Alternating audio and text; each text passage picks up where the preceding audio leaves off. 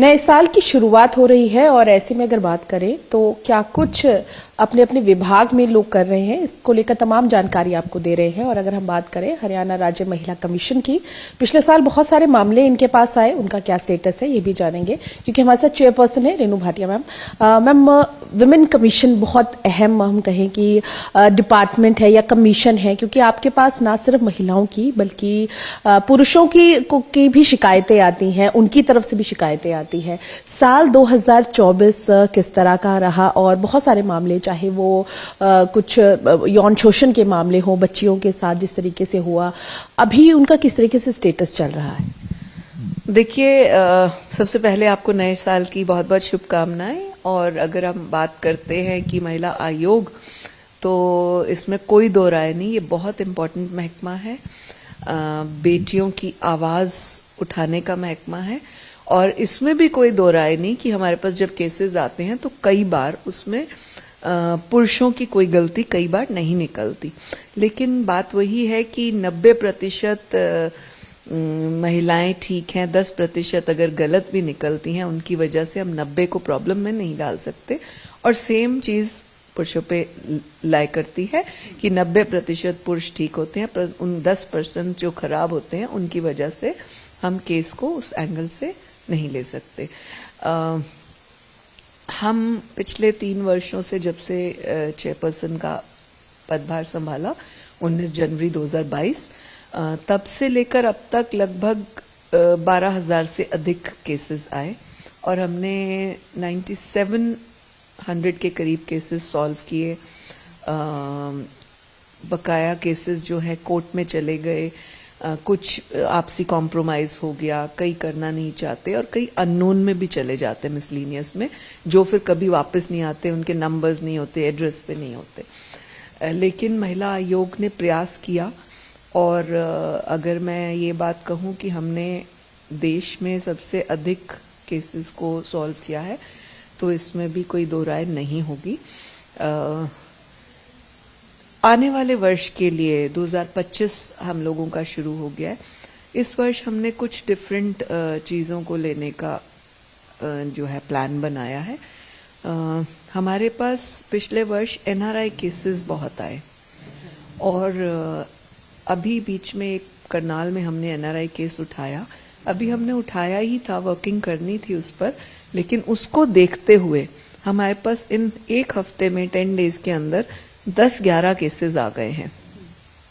बहुत लोग इस बात को अप्रिशिएट कर रहे हैं, 99% लोग अप्रिशिएट कर रहे हैं।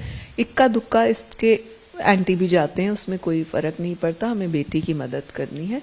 अब हमने हर बेटी का बयान लेना शुरू किया कि उसके साथ क्या हुआ, ताकि एक हमारे पास प्रॉपर सिस्टम रहे कि उसकी आवाज उस जगह तक पहुंचे जहां हम पहुंचाना चाहते हैं। इसके अतिरिक्त जो हमने पिछले सालों के केसेस में जिस्ट निकाला था, उसमें रिलेशनशिप एंड यूथ सेपरेशन, ये एक मैंने फिगर आउट किया है डाटा और इस सब्जेक्ट के ऊपर कि यूथ में रिलेशन बड़ी जल्दी हो रहा है, शादी कर रहे हैं, कभी लिव इन में आ रहे हैं, लिव इन में आने के बाद सेपरेट हो रहे हैं, ये बहुत ज्यादा हुआ, जिसमें क्राइम रेशो भी बढ़ा। आप ये देखिए, आजकल रोज आत्महत्या और इस तरह की बातें सामने आती हैं। जब हम डीपली उसके पीछे पहुंचते हैं, अभी लेटेस्ट भी एक आरजे ने आत्महत्या की, उसको भी अगर हम स्टडी करें तो सारी बातें, तो बहुत जल्दी जल्दी रिलेशनशिप, एक दूसरे से इन्वॉल्व होना, और सबसे खतरनाक जो इनके रिलेशनशिप का और मिलाने का जो हमने देखा वो है इंस्टा, फेसबुक। जी, हमने फेसबुक पे दोस्ती की, बातचीत करते रहे 7 महीने, फिर हम मिले, फेसबुक पे कुछ और पिक्चर है, मिलते कुछ और हैं, जब मिल जाते हैं फिर रिलेशनशिप हो जाता है, फिर पता लगता है ये तो इंजीनियर ही नहीं है, ये तो डॉक्टर ही नहीं है, या जो भी उन्होंने अपना उसमें प्रोफाइल डाला होता है। तो यहाँ पर फिर सेपरेशन स्टार्ट हो जाती है और केसेस बढ़ जाते हैं। अब यहाँ पर हमने जो पिछले अगर केसेस के डाटा ले तो हमने ये देखा कोई क्राइटेरिया नहीं है, क्वालिफाइड अनक्वालिफाइड। ग्रामीण क्षेत्रों की बेटियों के, औरतों के भी केसेस हैं, और पढ़ी लिखी शहर की बेटियों के भी केसेस हैं, रिनॉन्ड पोस्ट पे रहने पर, अच्छी प्रोफेसर्स, डॉक्टर्स, अच्छे बिजनेस, ऐसे वाले भी। अब एक और बात आ जाती है कि पढ़ाई तो कोई क्राइटेरिया ही नहीं है, एज भी कोई क्राइटेरिया नहीं रहा। 45-50s की विमेन के भी केसेस हैं। एक केस हमारे पास आया 12-15 साल की शादी के बाद सेपरेट होना, एक आया हमारे पास 25-30 साल के बाद सेपरेट होना। तो एज भी कोई क्राइटेरिया नहीं रहा। तो इन चीजों को फोकस करते हुए हमने पिछले वर्ष एक अभियान शुरू किया था कि हम स्कूल कॉलेजेस से शुरू करेंगे बेटियों की काउंसिल करना। 5 और 6 दिसंबर की हमारी नेशनल मीटिंग हुई। उसमें हमारे कुछ सब्जेक्ट्स फिक्स हुए पूरे नेशन के सब चेयरपर्सन्स को लेकर। तो उसमें भी हमने कई सब्जेक्ट्स निकाले और एक चीज जो मुझे बहुत पसंद आई वो केरला स्टेट की चेयरपर्सन की बात पसंद आई, जिसको मैं भी एक बार स्टडी करने जा रही हूँ जल्द ही, और उसके बाद फॉलो करने का प्रयास करेंगे कि किस तरह से हम केरला में ऑलमोस्ट एक पर्टिकुलर जो है बिरादरी जाति ज्यादा है वहां पे क्रिश्चियंस की, और चर्चेस में शादियां होती हैं। उन्होंने क्या किया है, चर्च में शादी से पहले वो 5 to 7 डेज का एक उनको काउंसलिंग सेशन देते हैं। तो उन्होंने ये देखा है कि बहुत सारे उस सेशन में ही जो उनको बताया what is marriage, after marriage what you have to do, what are your duties, what will be goods and bads in that, I mean everything what ever they say. कई सेपरेट पहले ही हो गए, कई शादी करने की सोच रहे थे तो स्टॉप मार दिया।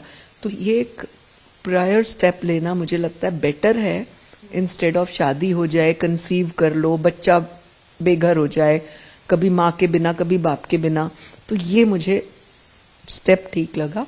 सो I will go and study this and then I will try to make it a system in Haryana, so that यहाँ पर पर्टिकुलर एक जाति नहीं, जिस भी जाति के बच्चे शादी कर रहे हैं, चाहे वो अलग अलग उसके डिफरेंट परिवारों के हैं, जातियों के हैं, मिल रहे हैं, तो काउंसलिंग उनको की जाए, सो दैट जो नुकसान उन्होंने बाद में अपनी जिंदगी में करना है उसको वो पहले स्टडी कर लें, और अगर सेपरेट होना है या अभी और उनको समय चाहिए तो वो पहले से आगा हो जाए। जो एक चीज कही कि जो आप ये पहल करने जा रहे हैं, स्टडी करने जा रहे हैं, एक और बात करें हरियाणा की तो बहुत बहुत ज्यादा इंट्रोवर्ट भी कहा जाता है, या कहीं अपने एक शेल से बाहर नहीं आते हरियाणा के लोग, और या यही कहें कि कल्चर से ज्यादा जुड़े हुए हैं। बहुत सारे मामले ऐसे भी सामने आ रहे हैं जहां पर कपल्स की शादी होती है, लेकिन बाद में पता चलता है कि जो उनका पार्टनर है वो गे है या लेस्बियन या LGBTQ कम्युनिटी के हैं। आपके पास भी ऐसे कोई केसेस आए हैं? एक दो इस तरह से बातें आई थी सामने, लेकिन फिर उन्होंने शायद उसको परस्यू नहीं किया। आई थिंक वो म्यूचुअली अलग हो गए या वो नहीं बना पाए, what ever it is, but as such कोई ऐसा केस नहीं बना कि मेरे साथ जबरदस्ती हुई या क्योंकि ये पर्टिकुलर कम्युनिटीज जो आपने गिनवाई, ये आई डोंट थिंक सो कि हिडन कोई एजेंडा है। If we meet somebody we can easily make out what criteria they come into. So I don't think so if somebody is like that and then afterwards you say I felt cheated. So it's not कि you will get cheated into it. आप मिल रहे हो, आप बात कर रहे हो, you can make out and उसके बाद आप डिसीजन लेते हो, तो I don't think कि वो चीटिंग है. It's better to learn before your marriage or before your relationship or whatever. फिर भी अगर आप अपनी पसंद से रिलेशनशिप करते हो वो डिफरेंट बात हो जाती है। जिस तरीके से मैंने कहा कि बहुत सारी शिकायतें पिछली बार आपको मिली थी, चाहे जीन में वो पुलिस अधिकारी के खिलाफ हो या जो छात्राओं के साथ यौन शोषण हुआ था, उन कंप्लेंट्स का क्या स्टेटस चल रहा है? कार्रवाई किस तरीके से हो रही है? अगर आप स्कूल की बात कर रहे हैं जींद के, तो उसको तो हमने कार्रवाई कर दी थी, प्रिंसिपल के खिलाफ FIR दर्ज हुई, वो अरेस्ट हुआ और जो भी लीगल कार्रवाई बनती थी उनके खिलाफ हुई, और उसके बाद से कोई उस स्कूल का, और मैंने विजिट भी किया था, तो उसके बाद कोई उधर की ऐसी शिकायत नहीं आई। हाँ, पर्टिकुलर 3-4 और एरियाज की आई, जैसे पलवल के गवर्नमेंट कॉलेज की आई, अम्बेडकर गवर्नमेंट कॉलेज, उस प्रिंसिपल के खिलाफ हमने कार्रवाई की, शिक्षा मंत्री को भी मिली, मैं दिया। इसी तरह से एक दो जगह और आई तो हमने सीरियसली कार्रवाई की and we took a decision against those people. जिनकी अगर आप बात करें तो उसकी कमेटी की रिपोर्ट आ गई है, हम तक अभी नहीं पहुंची. आई थिंक सो एक दो दिन में आ जाएगी. I will go through that and then I will see कि what is shown and what is not, then I will decide. इसके अलावा मैम जो लोहारू में इंसिडेंट चल रहा है, हालांकि मुख्यमंत्री नायब सैनी भी ने कहा है कि आरोपी बख्शे नहीं जाएंगे, सख्त कार्रवाई होगी. अभी क्या स्टेटस है मैम, क्योंकि आप देख रहे हैं पूरा? लोहारू में जो हुआ वो बहुत दुखद है. इसको फर्स्ट फेज में तो जो एक हाईलाइट हो गया कि शिक्षा की वजह से, फीस की वजह से छात्रा ने आत्महत्या की, बट थोड़ा सा एक्सपीरियंस के नाते और थोड़ा सा केस सुनने पर आई जज्ड कि this can not be a reason of आत्महत्या, बिकॉज हमारी शिक्षा के उसमें ऑलमोस्ट इस जाति के लोगों का और बिलो पॉवर्टी लाइन का एक पर्टिकुलर कोटा होता है हर स्कूल का, कॉलेज का, यूनिवर्सिटी का. They are given free education और हमारी सरकार ने तो और भी ज्यादा कई जगह फ्री किया हुआ है. And when you take decision of giving licence to the school, these things are in writing. The norms होते हैं कई चीजों के, तो उन नॉर्म्स को अगर हटके उन्होंने कुछ किया वो अलग बात है. बट मेरा जो मानना था पहली बात सुनते ही वो ये नहीं था. अब जो बाद में खुलासा हो रहा है कि चैट सामने आ रही है, राहुल नाम का एक कोई रिश्तेदार वो विधायक जी का बताया जा रहा है, वो इस लड़की के साथ जुड़ा हुआ था, वो व्हाट्सएप करता था, वो शादी करना चाहता था. ये सारी बातें सामने आ रही हैं and I am going to visit them tomorrow and I will meet the family, I will meet the officers, senior officials of Loharu, and then I will see what the decision has to be taken.